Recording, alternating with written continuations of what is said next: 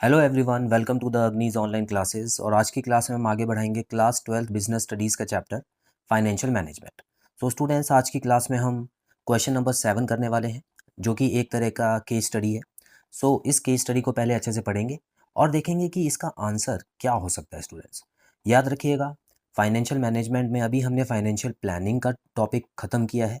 So financial management और financial planning में एक सबसे बड़ा ये फ़र्क होता है स्टूडेंट्स कि मैनेजमेंट में तो डिविडेंड डिसीजन भी आता है, जो तीसरा डिसीजन होता है इन्वेस्टमेंट और फाइनेंस के अलावा। लेकिन प्लानिंग में कभी भी डिविडेंड डिसीजन नहीं आएगा। प्लानिंग मतलब ये फोरकास्ट होता है, ये स्टार्टिंग से पहले ही, मतलब कोई काम शुरू करने से पहले जो प्लान किया जाता है वही होता है। ठीक है, तो इसमें फाइनेंस डिसीजन और इन्वेस्टमेंट डिसीजन तो आता है।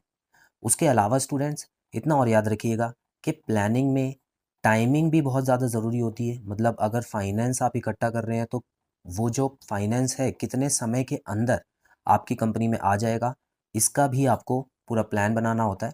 तो टाइमिंग इज़ इम्पॉर्टेंट। और दूसरी चीज़ है कि एक्स्ट्रा फंड जो है वो कंपनी के पास नहीं पड़ा होना चाहिए, क्योंकि अगर एक्स्ट्रा फंड आपने मंगवा लिया है लोगों से और वो खाली पड़ा हुआ है तो इसका मतलब वो आपकी कॉस्ट में ऐड होगा। ठीक है, कॉस्ट आपकी बढ़ाएगा, खर्चा बढ़ाएगा। तो स्टूडेंट्स यही 2-3 पॉइंट थे जो फाइनेंशियल प्लानिंग को मैनेजमेंट से अलग करते हैं। तो आइए देखते हैं स्टूडेंट्स, इस क्वेश्चन में ऐसा नया देखेंगे कि क्या पूछा है कि हमारा आंसर या तो फाइनेंशियल मैनेजमेंट में से कोई आएगा जो डिसीजंस होते थे, या प्लानिंग में से आएगा। आइए देखते हैं।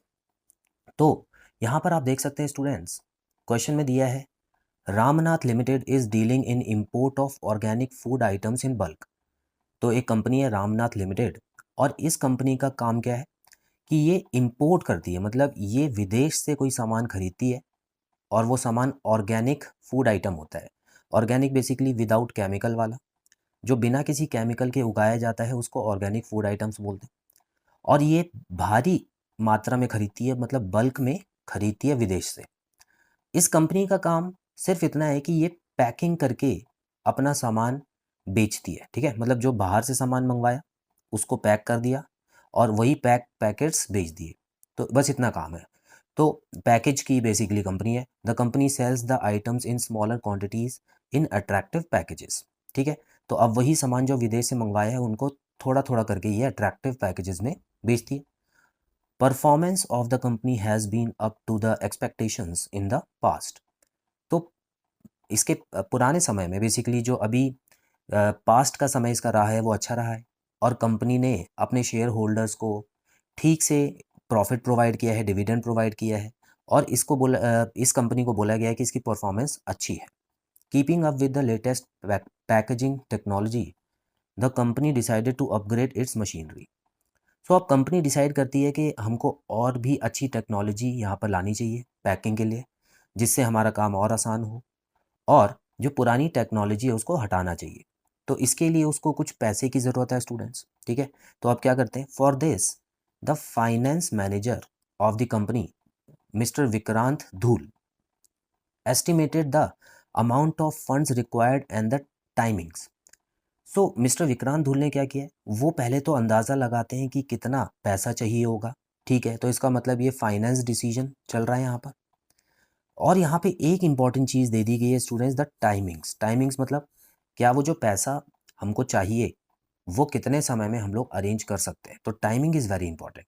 ठीक है, तो यहाँ पे ये वर्ड आ गया ना स्टूडेंट्स, तो यहीं पे आपको सोच लेना है कि ये ज़रूर फाइनेंशियल प्लानिंग से कनेक्ट कर रहा है, क्योंकि फाइनेंशियल डिसीजन में सिर्फ इतना ही ध्यान रखा जाता है कि कितना पैसा मंगवाना है और कौन से सोर्स से मंगवाना है। ठीक है, टाइमिंग इतनी इंपॉर्टेंट नहीं है। टाइम भले ही आज मिल जाए या 1-2 महीने बाद मिल जाए, लेकिन फाइनेंशियल प्लानिंग में टाइमिंग बहुत इंपॉर्टेंट है। ठीक है, तो एक चीज़ मिल गई आपको, आगे बढ़ते हैं। This will help the company in linking the investment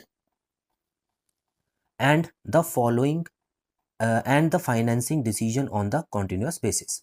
तो स्टूडेंट्स यहाँ पर लिखा हुआ है कि जो पैसा आएगा उससे क्या होगा कि कंपनी इन्वेस्ट कर पाएगी, और जो उन्होंने फाइनेंशियल डिसीजन लिए हैं, जो भी उनको जहाँ पे भी फंड्स उनको लेने हैं, जिनसे भी लेने हैं और जहाँ पे लगाने हैं, उनके बीच में एक कॉन्टिन्यूस बेसिस। ठीक है, तो ये स्टूडेंट्स यहाँ पर जो link the investment and the financing decision वाला जो पॉइंट है ना, ये भी फाइनेंशियल प्लानिंग की एक इम्पॉर्टेंस है।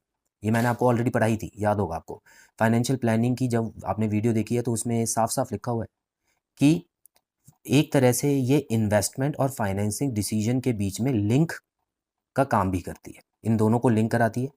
ठीक है, तो ये एक और पॉइंट मिल चुका है हमको। चलिए आगे बढ़ते हैं। Therefore Mister Vikrant began with the preparation of a sales forecast for the next 4 years. तो इन्होंने क्या किया, इन्होंने शुरू कर दिया कि अगले 4 साल में हम कितना सामान बेचेंगे इसका अंदाज़ा लगाना शुरू कर दिया। ठीक है, ये भी एक इम्पॉर्टेंस है। तो तीसरा पॉइंट मिल चुका है कि फोरकास्ट ऑफ सेल, यानी कि फ्यूचर परफॉर्मेंस जो है वो हमको फाइनेंशियल प्लानिंग में दिखाई देती है। ठीक है, तो देखिए एक ही क्वेश्चन में कितने सारे पॉइंट्स मिल चुके हैं हमको। यहाँ पर पहला था, फिर सेकंड, फिर थर्ड। आगे बढ़ते हैं। He also collected the relevant data about the profits estimates in the coming years. ठीक है, तो इन्होंने डेटा भी इकट्ठा कर लिया। By doing this he wanted to be sure about the availability of funds from the internal source. ठीक है, तो अब ये जानना चाहते हैं कि हमारे पास पहले से कितना पैसा पड़ा हुआ है। ठीक है, इंटरनल सोर्स कौन सा हो गया, देखिए रिटेन्ड अर्निंग्स हो गया, शेयर होल्डर्स के थ्रू पैसा हो गया, तो ये इंटरनल सोर्स बेसिकली होता है। For the remaining funds he is trying to find out alternative source. थोड़ा बहुत जो पैसा उसको बाहर से चाहिए था, थोड़ा तो उसने अपनी तरफ से लगा लिया, अपनी कंपनी की तरफ से, और जो पैसा बाहर से चाहिए था उसका अंदाज़ा वो लगा रहा है। अब स्टूडेंट्स यहाँ तक आते आते हमको एक चीज़ तो क्लियर हो गई है कि यहाँ पे जो मिस्टर विक्रांत हैं वो पूरी तरह फाइनेंशियल प्लानिंग का काम कर रहे हैं। आगे देखते हैं क्या आगे और भी कोई हमको चीज़ दी हुई है क्वेश्चन पूछते समय, जिससे हमको पता लगेगा कि यहाँ पे फाइनेंशियल डिसीजन ना लिखते हुए फाइनेंशियल प्लानिंग लिखना है। Identify the financial concept discussed here.